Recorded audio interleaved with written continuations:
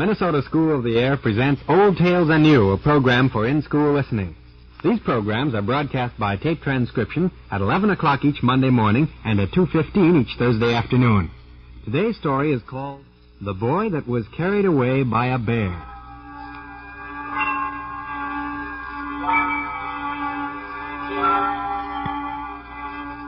Many years ago, when your great-grandfathers were young, Indians lived in our country. They were alone here for many years before white people came and started to farm. In those days, long ago, the Indians hunted and fished to get food to eat. They found berries growing in the forest. And from these many things, they found enough food to keep alive. They made their clothes and homes from the skins of the animals they trapped. Sometimes life wasn't easy for these people, and they had a difficult time finding enough food. They believed many things that might seem strange to us today. They thought that because one time some Indian had been kind to an animal, that animal would help them. They made up stories about these things and called them legends. They were make-believe stories like our fairy tales.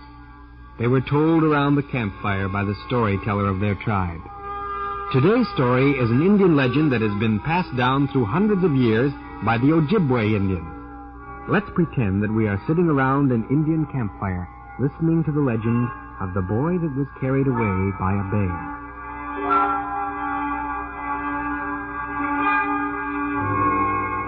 Once on a time, many moons ago, some people lived here. There was an old man and his wife, and they had many children. The youngest son was a good boy, but he did many things which his father did not like. When these things happened, the father would punish the boy. One day, when the boy had been given a very hard punishment, he started to run away. He ran far away into the forest near his home. And while he was running through a grove of trees, he saw a bear. A bear? He's coming near me. Oh, what can I do? He's going to grab me. Help! Oh, don't be afraid, little grandson. I will not hurt you. And so, as the story goes, when the bear grabbed the boy and he called out, he suddenly forgot everything about his life. He forgot his mother and father, his brothers and sisters. Now this happened as if by magic. And he became very fond of the bear who had called him grandson, and went away with him far into the forest. And when mealtime came, this is what happened. I'm hungry. Oh, yes, my grandson, it is time to eat. Now eat some of those berries that are growing there. These are very good. And I'm getting full. When you are with me, you need never be afraid of going hungry.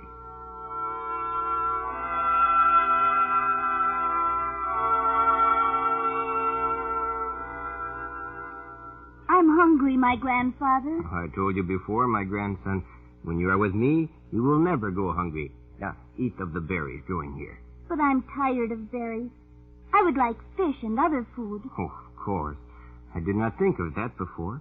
Now, I know a place where people are always putting food away. They have more than they need. Now, you stay here and I will get some for you. And do not be afraid. I will come back.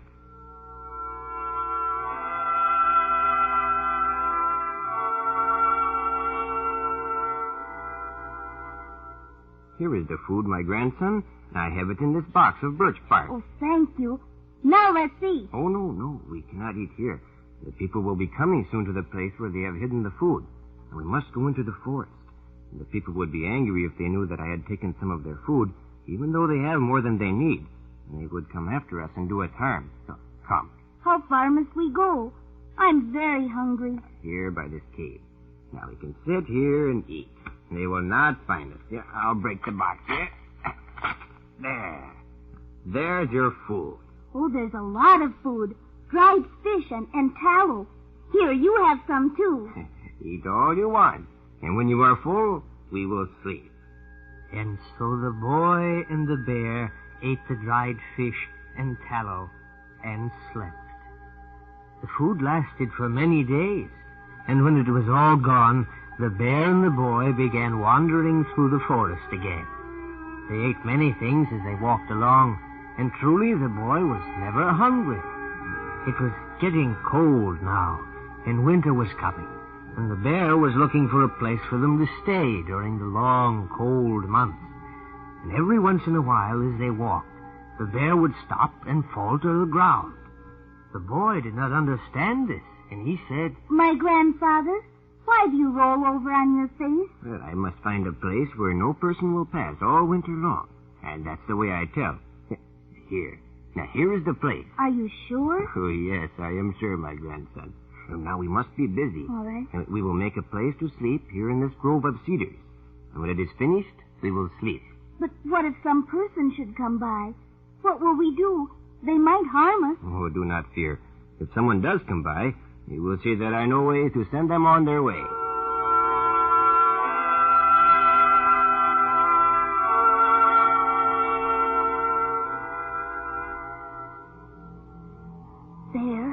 Bear, wake up.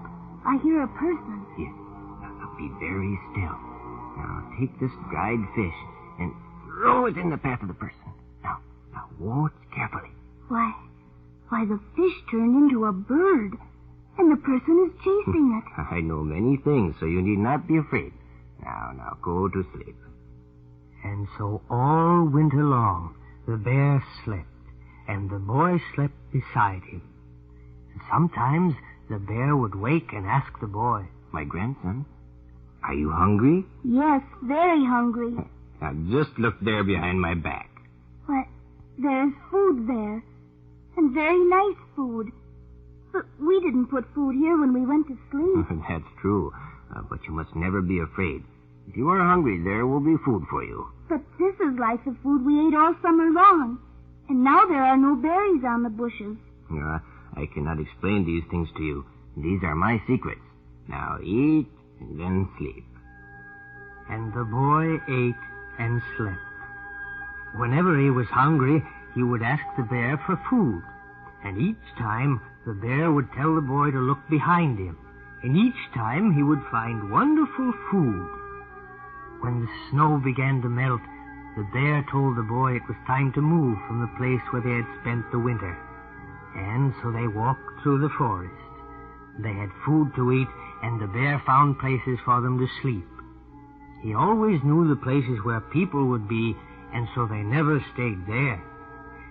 When summer had come, the bear said, Now, my grandson, we will go over this way. Now, there are fishes in the river there.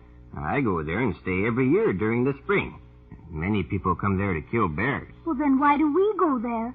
I don't want them to kill you. Oh, do not fear. They make traps to catch the bears in. Now, here's one. Do you see how it looks? Mm-hmm. Now, there is food there for bait. Now, when you see anything like that, you must warn me. I will. And then we will be safe. And so they stayed there and went often to get fish. The bear would bring the fish to eat, but the boy could not eat it raw. When this happened, the bear would take the boy into the forest, and there he would find decayed wood. From the center, he would take something white and give it to the boy. Again, as if by magic, it would be like something that was nicely cooked. And though the boy could not remember what his life was like when he lived with his own people, he could imagine that this piece of wood was like fish when it's well cooked. When the day came and there was no more fish in the river, they moved on to another place. And so they lived for many days, eating the things in the forest. At night they slept, and the boy was never cold or hungry. One day the bear stopped the boy and talked to him. My grandson, the time has come for us to part, and therefore I will take you home. Your parents are sad and want you home with them again. My parents? Well, who are they? When you came to live with me, you forgot about them. When you return, you will remember them, and they will be happy to see you. Will they like me? Oh, yes, and if you are good, well, your parents will never be cruel to you again. Will I know where to go? Yes, I will take you where they are. And when you see them, you will know them. And so the bear picked the boy up and carried him for a long time. They went quickly, and the boy did not see the way they went. At last they came to a place near the edge of the forest, and the bear stopped and put the boy on the ground. Now, you will have to go from here alone. Now, near this place is a lake. Now, look there by the pine tree. Oh, I see it. It isn't far away. And by the lake is the village where your people live. Now, do not be afraid. And I will see that you get there safely, though I cannot go with you. Goodbye, kind grandfather. Thank you for all you've done for me. I have just one more thing to say to you. If at any time you are in need of food, all you must do is call to me. I will feed you. Goodbye. And when he had finished speaking, the bear stepped behind a tree. The boy followed along the water. As soon as he had left the bear, he lost all memory of the year he had spent with the bear in the forest. Suddenly, he remembered his family and was anxious to get home again. And when he had gone down to the shore of the lake and looked where the sand stretched away, he saw some canoes. And by the canoes, he saw some young girls working. They saw him, too, but at first they did not recognize him. Then one of the girls ran from the shore to her home to tell the people of the boy they had seen walking toward them. The old people came rushing out of the lodges and came to the shore where they saw the boy coming home. His parents recognized him because he was still wearing his coat of rabbit fur. They were surprised and happy to see him. They thought he would be thin after being gone so long, but instead he was healthy and looked just the same as he had when they had lost him. They wondered where he had been, but they were afraid and did not question him. As the bear had told him, they never were mean to him, and he was very happy. The people lived happily for a long time, and then one day they found there was no food to eat. The bushes had not grown berries as they had before. There were few fish in the river, the little game in the forest.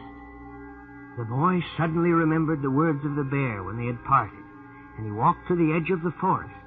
And when he got there, he said, My grandfather, I am hungry. Feed me. And suddenly there was food enough for everyone.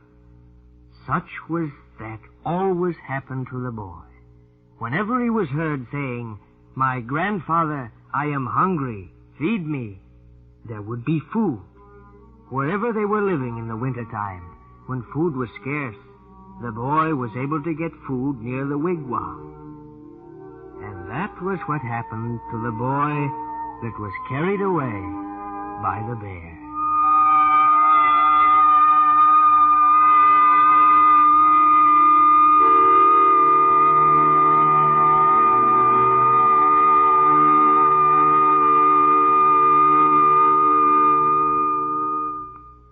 You have just heard the story of the boy that was carried away by a bear, adapted by Alice Rice from Ojibwe Indian Legends. 3 weeks from now, we begin our Old Tales and New Children's Choice programs. You have a chance to pick your favorite stories on Old Tales and New and hear them again. Any stories you've heard so far this year on Old Tales and New can be rebroadcast just for you. Now, it isn't time to start, but it is time for you to begin thinking about what programs you'd like to hear once again. Talk about it in your classrooms and get ready to vote next week.